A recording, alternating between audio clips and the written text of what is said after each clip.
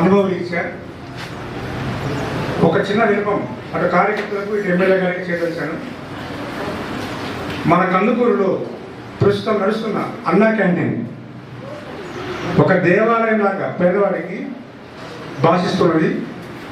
నేను ప్రతి నెల 23వ తారీఖు మా సత్యసాయిబాబా వారి పుట్టినరోజు, ఆయన జ్ఞాపకార్థంగా ప్రతి నెల 23వ తారీఖు అన్నగారిని సందర్శిస్తున్నాను.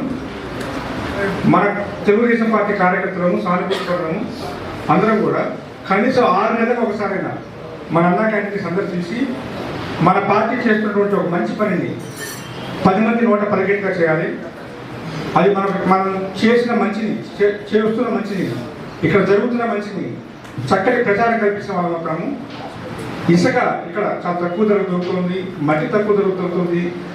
మన కందుకూరులో గతంలో భవన నిర్మాణ కార్మికులు అయితేనేమి అందరూ కూడా ఏ ఇబ్బందితో పడ్డారు.